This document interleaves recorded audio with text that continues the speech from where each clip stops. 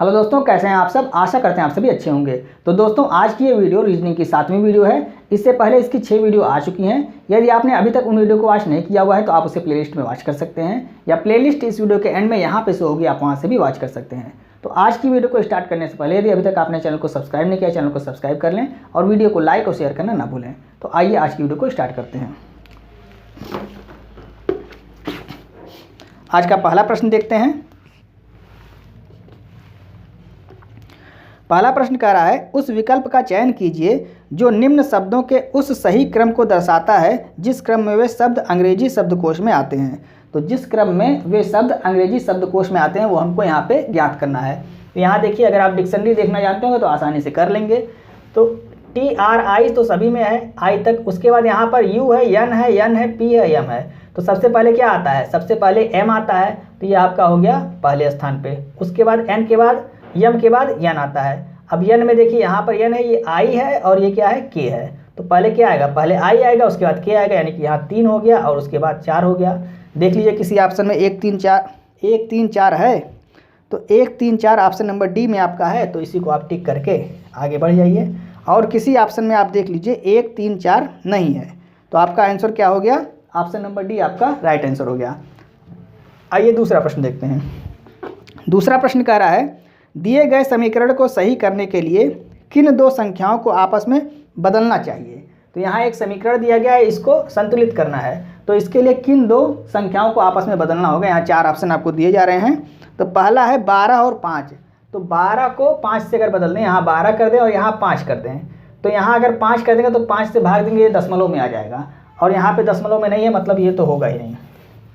दूसरा ऑप्शन देखते हैं, 37 और 48 को आपस में बदल दीजिए, यानी कि यहाँ पर क्या कर दीजिए? 37 कर दीजिए और यहाँ पर क्या कर दीजिए? 48 कर दीजिए, और गुणे 5 माइनस 36 भागा 12, ये हो सकता है। यहाँ पर देखिए 12 से जब भाग देंगे तो यहाँ कितना आ जाएगा? यहाँ 3 आ जाएगा, और यहाँ इसका गुणा करेंगे तो 5 8 40 और 5 चौक 20 4 24, और यहाँ पे आपका है 37। तो 37 में से 3 को घटा देंगे, कितना आ जाएगा? तो 34 आ जाएगा। 34 को ऐड कर दीजिए, यहाँ 4 हो गया, यहाँ 4 3 7 और 2 274, यहाँ भी 274। तो संतुलित हो गया, मतलब ऑप्शन नंबर हमारा कौन सा सही है? ऑप्शन नंबर बी आपका इसमें भी राइट आंसर है। आइए तीसरा प्रश्न देखते हैं। तीसरा प्रश्न कह रहा है, 6 मित्र A B C D E और F उत्तर की ओर मुँह करके 2 पंक्तियों में बैठे हुए हैं। प्रत्येक पंक्ति में 3 व्यक्ति बैठे हैं। F बीच में बैठा हुआ है, C B के ठीक पीछे बैठा है, D E के दाईं ओर ठीक बगल में बैठा हुआ है, और B F के बाईं ओर ठीक बगल में बैठा हुआ है। कौन से 3 व्यक्ति एक ही पंक्ति में बैठे हैं, आपको ज्ञात करना है। तो यहाँ कह रहा है 6 व्यक्ति हैं, तो यहाँ 1 हो गया, और 3 3 का पेयर बना हुआ है, जिसमें से यह सभी उत्तर की तरफ देख रहे हैं। उत्तर की तरफ देख रहे हैं, तो उत्तर की तरफ देख रहे हैं, मतलब जो हमारा राइट होगा वो इनका राइट, ये राइट हो गया, इसका भी यही राइट हो गया, और ये लेफ्ट हो गया, इसका भी यही लेफ्ट हो गया। अब आगे देखते हैं क्या कर रहा है। कह रहा है F बीच में बैठा हुआ है, तो F को हम कहाँ? यहाँ पर बैठा देते हैं बीच में, इसको हम मिटा रहे हैं।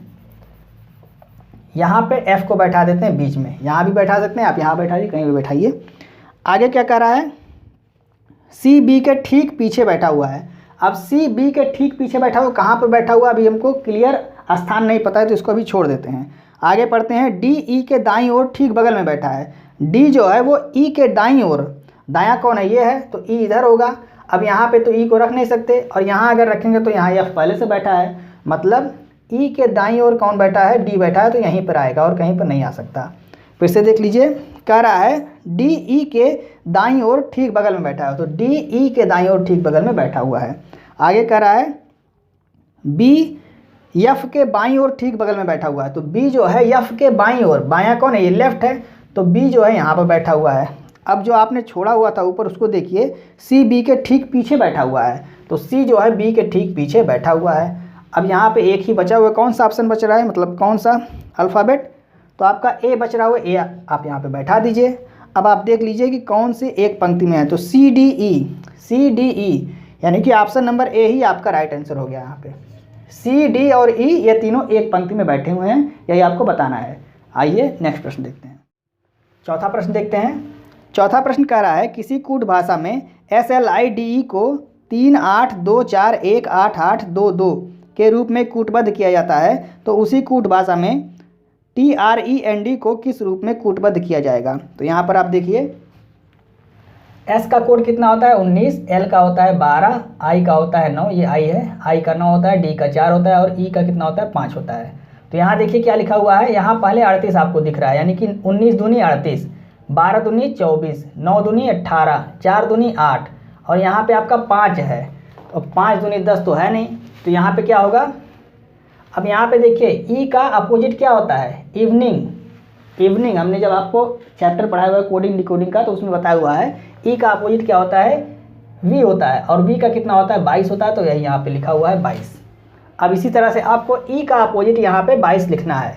T का कितना होता है 20, तो 20 दूनी क्या हो गया 40। R का कितना होता है 18, तो 18 दूनी कितना होता है 36।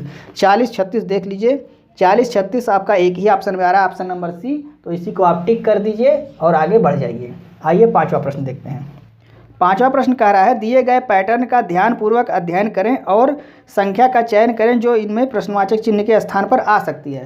तो यहाँ पर देखिए 9 7 12, 12 24 और यहाँ पे आपको फिल करना है कि कौन सी संख्या आ सकती है 15 25 और 37। तो ये इंपॉर्टेंट क्वेश्चन है, बढ़िया प्रश्न है। तो यहाँ पर देखिए क्या कर रहा है, पहले इसका वर्क कर रहा है और इसका वर्क कर रहा है और दोनों को ऐड कर ले रहा है। तो कितना आ रहा है, तो 9 का वर्ग कितना होता है 81 और प्लस में 12 का वर्ग कितना होता है 144। दोनों को ऐड करेंगे 4 1 5 हो गया और 8 4 12 2 हो गया और यहाँ 2 हो गया 225। और 225 किसका वर्ग है 225 आपका 15 का वर्ग है, यानी कि यहाँ पर यह आ गया 15 का वर्ग। अब इसका देखिए 7 7 49 और 24 का वर्ग कितना होता है 576। अब दोनों को ऐड करेंगे तो 9 और 6 15 और यहाँ पर 7 4 11 और 1 12 और 5 1 6। 625 किसका वर्ग होता है 25 का वर्ग होता है, यहाँ पे 25 लिखा हुआ है। अब यहाँ पे देखिए 12 का वर्ग और इसका वर्ग आपको ऐड करना है और यहाँ वाला वर्ग आपको यहाँ पे दिया हुआ है, तो 37 का वर्ग करके इसको घटा दिए तो ये वाली संख्या आपको प्राप्त हो जाएगी। आप इसमें इसको ऐड कर रहे हैं तब ये मिल रहा है और आपको ये दिया हुआ है और ये दिया हुआ है, तो इसमें से इसको घटा दिए तो ये आपको प्राप्त हो जाएगा। तो यहाँ पर देखिए 37 का वर्ग आपको निकालना आना चाहिए, तो 7 7 49 9 हो गया और 7 या 21 दूनी 42 4 46 6 हो गया और 3 3 9 4 13, यानी 13 69 ये हो गया आपका 37 का वर्ग। इसमें से आप 144 को घटा दीजिए। 12 का वर्ग कितना होता है 144। अब इसको घटाएंगे, यहाँ 5 आ गया, यहाँ पर आपका 2 आ गया और यहाँ पर क्या आ गया, तो यहाँ पर आपका 2 आ गया और 1 आ गया, यानी 1225। अब 1225 किसका वर्ग होता है वही आपका आंसर हो जाएगा। तो 1225 का वर्ग बड़े आसानी से निकल सकता है। यहाँ 25 है तो 5 हो गया और ये आपका 12 लिखा है तो 3 चौक 12 यानी कि 3। ये हमने वर्ग वाले जब चैप्टर पढ़ाया हुआ है तो उसमें बताया हुआ है। तो यहाँ पे 35 आपका आंसर हो जाएगा। कौन सा ऑप्शन सही हो जाएगा, ऑप्शन नंबर ए आपका राइट आंसर हो जाएगा। पांचवें प्रश्न का option number A right answer हो गया। आइए नेक्स्ट प्रश्न देखते हैं। छठवां प्रश्न देखते हैं। छठवां प्रश्न कह रहा है एक निश्चित कूट भाषा में SLEEPER को UKGDRDT लिखा जाता है, तो उसी कूट भाषा में BEGUMPET को क्या लिखा जाएगा। तो अब आप यहाँ पर देखिए, यहाँ पर 1 2 3 4 5 6 7 2 2 4 2 6 2 8, यहाँ 8 है यहाँ 7 है। पहले रिलेशन देख लीजिए क्या इसमें बन रहा है। तो यहाँ पर देखिए कोडिंग कर लेंगे, 19 हो गया, 12 5 5 और ये आपका 16 5 और ये 18, यहाँ पे 21 11 7 4 18 4 और 20, ये कोडिंग हो गई। इसका भी आप कर लीजिए 2 5 7 21 13 पी का 16 5 और ये आपका हो गया 20। अब यहाँ देखिए 19 और 21 मतलब +2 हो गया। यहाँ आपका 12 और 11 -1, 5 और 7 +2, 5 से 4 -1, 16 से 18 क्या हो गया, तो 16 2 18 +2 हो गया। यहाँ 5 से 4 हो गया -1, 18 से 20 +2 हो गया। तो यहाँ पर भी वही चीज़ होगा। तो यहाँ पर देखिए 2 है, 2 में 2 ऐड करेंगे 4 हो जाएगा, यानी कि डी का होता है। ई 5 है, 1 घटाएंगे तो डी हो जाएगा, यानी कि 4 का डी होता है। और यहाँ पर देखिए जी 7 है, इसमें 2 ऐड करेंगे तो 9 हो जाएगा, यानी कि आई का 9 होता है। अब आप देख लीजिए किसी ऑप्शन में आपको दिख रहा है तो DDI ये आपको 2 ऑप्शन में दिख रहा है। और लास्ट में देखिए यहाँ पे S है और O है, दोनों में अलग है। तो लास्ट में देखिए क्या करेंगे, अब आप यहाँ पे देखिए यहाँ 7 है, मतलब 8वें में क्या होगा, 8वें में -1 होगा, तो यहाँ आप क्या करेंगे -1 करेंगे तो T 20 है, 1 घटाएंगे तो 19 हो गया। और यस का होता है, यस किस में आ रहा है, यस आपका ऑप्शन नंबर सी में आ रहा है, तो ऑप्शन नंबर सी आपका यहाँ पे राइट आंसर हो जाएगा। आइए 7वां प्रश्न देखते हैं।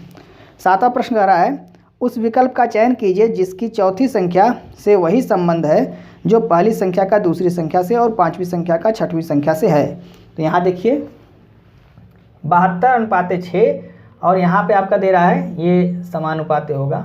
समानुपाते यहाँ आपको भरना है क्या होगा, अनुपाते 7 फिर समानुपाते 128 और 8। तो यहाँ देखिए आप क्या कर रहा है, 6 का वर्ग करके दूना कर दे रहा है, यहाँ पर 8 का वर्ग करके दूना कर दे रहा है। देखिए 6 का वर्ग कितना होता है 36 गुणे 2 बराबर क्या हो गया 72। यहाँ पर 8 का वर्ग कितना होता है 8 9 64 और गुणे 2 बराबर कितना हो गया 128। तो 7 7 49 और गुणे 2 कितना हो जाएगा 98। यही आपका आंसर हो गया 98। ऑप्शन नंबर सी आपका राइट आंसर हो गया। यहाँ पर भी आपका 7वें प्रश्न का option number C right answer हो गया। अब 8वां प्रश्न देखते हैं। 8वें प्रश्न में आपको कुछ सॉल्व नहीं करना है, सिर्फ आपको देख के उत्तर देना है। यहाँ पर दे रहा है निम्नलिखित चित्रों में एक कागज़ को मोड़ने के क्रम और मुड़े हुए कागज़ को काटने का तरीका दर्शाया गया है। मुड़े हुए कागज़ को खोलने पर यह कैसा दिखाई देगा, ये आपको ज्ञात करना है। तो पहली बार कागज़ को इधर से मोड़ा गया है और दूसरी बार इधर से मोड़ा गया है और तीसरी बार ये इधर से मोड़ दिया गया है। यही आपका मोड़ रहा है। अब यहाँ पे आपको 1 2 3 4 5 कट लगाए गए हैं, यानी त्रिभुज के आकार के 5 कट लगाए गए हैं। अब इसको ओपन करेंगे तो क्या होगा, तो सबसे पहले तो इधर वाला हम ओपन करेंगे। तो इधर वाला जब ओपन करेंगे तो यहाँ पर एक त्रिभुज इस तरह से हो जाएगा और यहाँ पर भी हो जाएगा और यहाँ पर भी नीचे हो जाएगा और यहाँ पर भी हो जाएगा और ये जो आगे वाला है ये भी आपका यहाँ इस तरह से हो जाएगा। अब इसको जब ओपन करेंगे तो ये और ये यहाँ पर बन जाएंगे, यानी कि एक त्रिभुज आपका इस तरह से बनेगा। ये वाला जब ओपन होगा इधर तो ये उल्टा हो जाएगा। आप देख लीजिए यहाँ ऑप्शन नंबर कौन सा दे रहा है आपका, यहाँ वाला जो त्रिभुज होगा ये आपका जब इधर से ओपन होगा ना तो ये वाला ऊपर हो जाएगा और ये नीचे हो जाएगा और इसका भी आपका यहाँ पे इस तरह से बन जाएगा। और उसको देखिए ये अभी ये वाला और ये वाला यहाँ पर इस तरह से हो जाएगा, यानी कि ये आपका। तो देख लीजिए किस ऑप्शन में बन रहा है ये। तो आपका पहला तो ऑप्शन होगा नहीं, 3 ऊपर भी हो गया, यहाँ 3 के ऊपर केवल 2 रहेगा, तो 2 वाला केवल सी वाला ऑप्शन ही आपको राइट दिख रहा है। डी तो अपने आप गलत हो गया, तो सी वाला ऑप्शन यहाँ पर भी आपका 8वां राइट आंसर हो गया। आइए नेक्स्ट प्रश्न देखते हैं। 9वां प्रश्न देखते हैं। 9वां प्रश्न कह रहा है अक्षरों के उस संयोजन का चयन करें जिसे दी गई श्रृंखला के रिक्त स्थानों में क्रमिक रूप से रखे जाने पर वह श्रृंखला को पूर्ण करेगा। तो अब यहाँ देख लीजिए, सबसे पहले इसको काउंट कर लीजिए। तो 3 3 6 3 9 3 12 और 3 15 15 है, तो 5 5 का पेयर बना लीजिए या 3 3 का पेयर बनाइए। तो 5 का ही बना लेते हैं, 1 2 3 4 5, 1 2 3 4 5 यहाँ बना लेते हैं और ये हो गया। अब यहाँ देखिए आपका u के आगे क्या लिखा हुआ है x, तो x आप यहाँ फिल कर दीजिए और उसके बाद x के आगे क्या लिखा हुआ p, तो p फिल कर दीजिए। यहाँ u x p q g हो गया। अब यहाँ x के पहले क्या है u है तो u कर दीजिए, p के आगे क्या है q है तो q कर दीजिए और यहाँ पे q के आगे क्या है g है तो g कर दीजिए। u x यहाँ पर p और यहाँ पर p के आगे क्या है q, तो हो गया u x p q g, u x p q g, u x p q g। Answer आपका क्या सही हो जाएगा, तो x p u q g p q, यही आपका राइट आंसर हो जाएगा। किस ऑप्शन में है तो देख लीजिए, x p q u, x p u q, x p u q, option number A आपका राइट आंसर हो जाएगा। x p u q g p और q, ए ऑप्शन आपका राइट आंसर हो जाएगा। अब आइए 10वां प्रश्न देखते हैं। 10वां प्रश्न कह रहा है श्रृंखला 195 188 181 और उसके बाद आगे श्रृंखला बढ़ती गई है का कौन सा पद पहला ऋणात्मक पद होगा। तो यहाँ पर श्रृंखला का सबसे पहले हम अंतर निकालते हैं, तो इसका अंतर कितना हो गया, तो यहाँ पे आपका अंतर -7 हो गया, यहाँ पर भी आपका -7 हो गया। मतलब यह जो श्रेणी है ये क्या चल रही है, समांतर श्रेणी में चल रहा है। तो समांतर श्रेणी का फार्मूला आपका यहाँ लग जाएगा, nवां पद बराबर a plus n-1 into D. अब d यहाँ पे क्या है 7 है और a कितना है 195 है, तो 195 प्लस n-1 और इंटू डी कितना है -7, माइनस से इधर आ जाएगा, यहाँ गुणा होगा तो ये क्या हो जाएगा माइनस हो जाएगा। 195 -7 और n-1, ये हो गया nवां पद। लेकिन आपसे क्या कर रहे हैं, nवां पद क्या होना चाहिए, ऋणात्मक होना चाहिए। तो ऋणात्मक होना चाहिए मतलब क्या, वह 0 से छोटा होगा, तो इतना बराबर हम क्या करते हैं, इतना स्मॉलर देन 0 कर देते हैं, यानी कि 195 -7 और n-1 इज स्मॉलर देन क्या हो गया 0। जब 0 से छोटा होगा तभी वह ऋणात्मक पद होगा। अब इसको इधर ले आते हैं, यानी कि 195 बराबर नहीं होगा स्मॉलर देन 7 और n-1। 7 से इधर इसको हम क्या करते हैं भाग दे देते हैं, तो 7 दूनी 14 और 7 सते 49 और फिर आपका 7 अठे 56 और 7 अठे 56 और 7 पचे 35 यानी 27.85 ये हो गया। तो यहाँ पे देख लीजिए n-1 इज़ ग्रेटर देन 27.85, ये इधर जाएगा एक तो ऐड हो जाएगा, तो n इज़ ग्रेटर देन 28.85 यानी कि यहाँ पे जो nवां पद क्या आ गया 28.85। आपका यहाँ पूर्णांक में दिया हुआ है, ऑप्शन नंबर बी आपका राइट आंसर हो जाएगा 29वां। ऑप्शन नंबर बी आपका राइट आंसर है। आपको क्या कह रहा है कि पहला ऋणात्मक पद कौन सा होगा, तो ऋणात्मक पद पहला कौन सा होगा, जब 0 से छोटा ही होगा तभी तो ऋणात्मक होगा। तो यहाँ पर आप क्या करेंगे, इतने को छोटा करेंगे 0 से और उसके बाद सॉल्व कर लेंगे, आपका आंसर आ जाएगा। आइए नेक्स्ट प्रश्न देखते हैं। 11वां प्रश्न देखते हैं। 11वां प्रश्न कह रहा है उस सही विकल्प का चयन करें जो दिए गए शब्दों के उस क्रम को दर्शाता है जिस क्रम में वे अंग्रेजी शब्दकोश में मौजूद होते हैं। तो देख लीजिए यहाँ पे MOS, यहाँ पर S आ रहा है, मतलब यह तो सबसे लास्ट में होगा। इसके बाद R सभी में है और उसके बाद यहाँ पर T, P, T और R। तो सबसे पहले P आएगा, P का 16 होता है यानी कि 3 हो गया सबसे पहले। अब उसके बाद R का 18, T का 20 होता है यानी कि 3 के बाद 5 आ जाएगा। अब यहाँ T और T, इसके बाद I है, यहाँ S है और F है। तो F पहले आता है, S बाद में आता है, मतलब यहाँ पे 4 हो गया। उसके बाद क्या हो जाएगा 2 हो गया। 3, 5, 4, 2 और उसके बाद 1। 3, 5, 4, 2, 1। ऑप्शन नंबर सी आपका राइट आंसर हो गया। 12वां प्रश्न देखते हैं। 12वां प्रश्न कह रहा है दीपक, गुरकिरण, शाहिद और विक्रांत नामक 4 व्यक्ति एक वर्गाकार मेज के चारों ओर इसके केंद्र की ओर मुख करके बैठे हैं। वे इस तरह बैठे हैं कि प्रत्येक व्यक्ति मेज की प्रत्येक भुजा के मध्य में बैठा हुआ है। तो यहाँ पर आप देख लीजिए, ये आपका वर्ग बना लीजिए और प्रत्येक व्यक्ति एक यहाँ बैठा है, एक यहाँ और एक यहाँ और एक यहाँ, 4 बैठे हैं। ये आपका क्या हो गया है, ये आपका दायां होता है और ये आपका इधर से क्या होता है बायां होता है। इसको आप याद रखिएगा। आगे क्या कह रहा है, विक्रांत दीपक के दाईं ओर ठीक बगल में बैठा है। विक्रांत दीपक के दाईं ओर, तो दीपक यहाँ हो गया और इसके दाईं ओर कौन हो गया, विक्रांत ठीक बगल में बैठा हुआ है। आगे कह रहा है शाहिद विक्रांत के सामने बैठा हुआ है। तो शाहिद जो है विक्रांत के सामने बैठा हुआ है। एक बचा हुआ है, एक कौन बचा हुआ है, गुरकिरण, यानी कि जी यहाँ पे बैठा हुआ है। अब आप बता दीजिए क्या पूछ रहा है आपको। तो यहाँ कह रहा है गुरकिरण के बाईं ओर ठीक बगल में कौन बैठा है। तो इसके बाईं ओर, बायां इधर से आ रहा है, ठीक बगल में कौन बैठा है, विक्रांत बैठा है। तो ऑप्शन नंबर कौन सा सही हो जाएगा, ऑप्शन नंबर डी आपका राइट आंसर हो जाएगा। तो 12वें प्रश्न का कौन सा आंसर सही है, ऑप्शन नंबर डी आपका राइट है। 13वां प्रश्न देखते हैं। 13वां प्रश्न कह रहा है उस विकल्प का चयन कीजिए जिसका चौथी संख्या से वही संबंध है जो पहली संख्या का दूसरी संख्या से और पांचवी संख्या का छठवीं संख्या से है। तो यहाँ पर देखिए 60 और 28, 60:28 दे रहा है, समानुपाते यहाँ आपको भरना है 41 और 70:33 है। तो यहाँ पर क्या कर रहा है, 28 में 2 से गुणा कर रहा है, कितना हो जाता है 56 और प्लस में 4। यहाँ पर भी इसमें 2 से गुणा कर रहा है, कितना हो जाता है 66 और प्लस में 4, कितना हो जाएगा 70 हो जाएगा।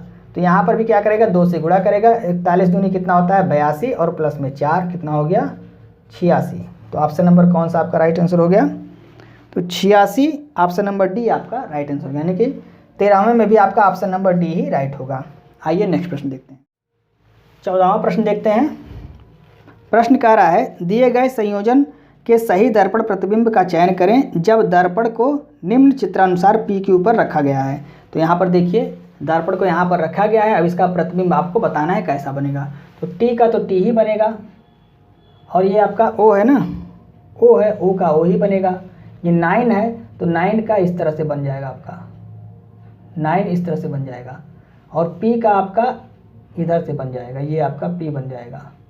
देख लीजिए किसी में इस तरह से बन रहा है, तो TO9 आपका उस तरह से हो गया और P भी इस तरह से हो गया, एक ऑप्शन हो गया, बाकी TO। तो आपका option number A he right हो गया, यानी कि यहाँ से आपको ऑप्शन नंबर ए दिख रहा है, ऑप्शन नंबर ए में ही है और किसी ऑप्शन में यह नहीं दिया हुआ है। तो TO और ये वाला फिगर आपका ऑप्शन नंबर ए में दिख रहा है, ऑप्शन नंबर ए आपका राइट आंसर हो गया। आइए 15वां प्रश्न देखते हैं। 15वां प्रश्न कह रहा है, कृप के चित्र की ओर इंगित करते हुए पूर्वी ने कहा, वह मेरे भाई की पत्नी की इकलौती बेटी के दादा का बेटा है। पूर्वी का कृप से क्या संबंध है? तो पूर्वी कह रही है, सबसे पहले आप यहाँ पे पूर्वी को बना लीजिए, ये पूर्वी हो गई। कह रही है वह मेरे भाई के, तो भाई हो गई, यहाँ पे भाई हो गए, और भाई की पत्नी, ये पत्नी हो गई, और भाई के पत्नी की इकलौती बेटी के दादा। अब पत्नी की इकलौती बेटी, ये बेटी हो गई। अब इसके दादा कौन होंगे? तो इनके पिता के पिता होंगे, ये इसके दादा हो जाएंगे। आगे क्या कह रहा है? दादा का बेटा है, तो यह भी दादा का बेटा है, और एक और बेटा होगा, एक और बेटा इनका होगा। और ये कौन है? यही आपका क्या कह रहा है? कृप। यही कौन है? यही कृप है। तो कृप इसका क्या होगा? क्या पूछ रहा है यहाँ प्रश्न में? पूर्वी का कृप से क्या संबंध है? पूर्वी का कृप से क्या संबंध है? तो पूर्वी इसकी क्या है? पूर्वी बहन है, तो बहन वाला ऑप्शन जिसके साथ का लगा होगा उसी का रिलेशन हमको बताना है। तो पूर्वी का इस कृप से क्या संबंध है? तो पूर्वी क्या है? बहन है। तो ऑप्शन नंबर ए आपका राइट आंसर हो गया। 15वें का ऑप्शन नंबर ए आपका राइट आंसर हो गया। तो दोस्तों आज की वीडियो में बस इतना ही। यदि आपको वीडियो अच्छी लग रही है तो आप इसे अपने दोस्तों को भी शेयर करें, और वीडियो को लाइक और सब्सक्राइब करना ना भूलें, और कमेंट करके ज़रूर बताया करें कि आपको वीडियो कैसी लग रही है, क्योंकि जब आप कमेंट करेंगे तो उससे हमें मोटिवेशन मिलता है कि आप वीडियो को ध्यान से देख रहे हैं। तो मिलते हैं नेक्स्ट वीडियो में। जय हिंद।